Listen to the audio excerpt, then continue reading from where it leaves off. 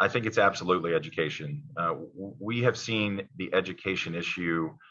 resonate so thoroughly and completely with Virginians this year because of what their children have been through. And it started with the pandemic,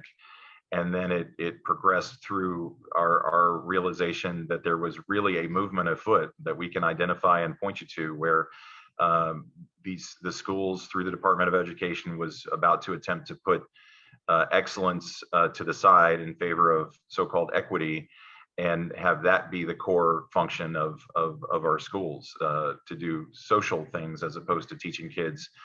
how to think. They teaching them what to think instead of how to think, and instead of focusing on excellence in math, we were talking about moving aside from higher math, and instead of focusing on excellence, we were talking about getting rid of advanced diplomas.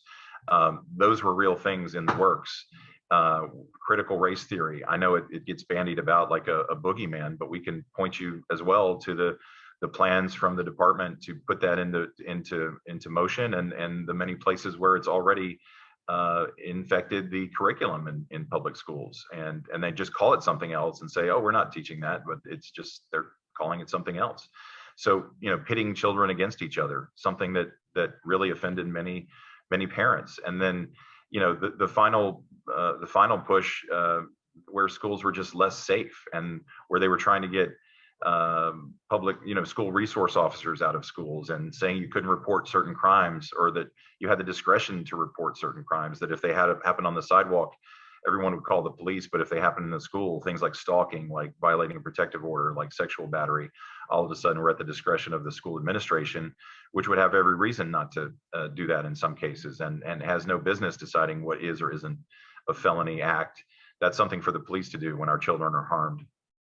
So all of that kind of baked into a recipe for us to finally message effectively on public education, a thing that Republicans have typically been at a disadvantage. And all of a sudden, the fact that parents are not able to send their kids to school, they're being told you have no option. And most parents love their local public school, but when they say our doors are shut and you're stuck with this virtual option and that's your only option, that's opened up the school choice issue for us in a way that we never could have messaged with all the money in the world. I mean, it finally hit home with people who never thought about that issue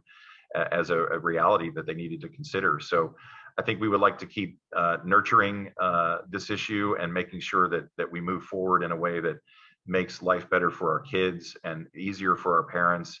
and just so that they know that the schools are doing what they're meant to do, which is teach our children the basics, teach them how to get the tools they need to live their life, and not be social experiments.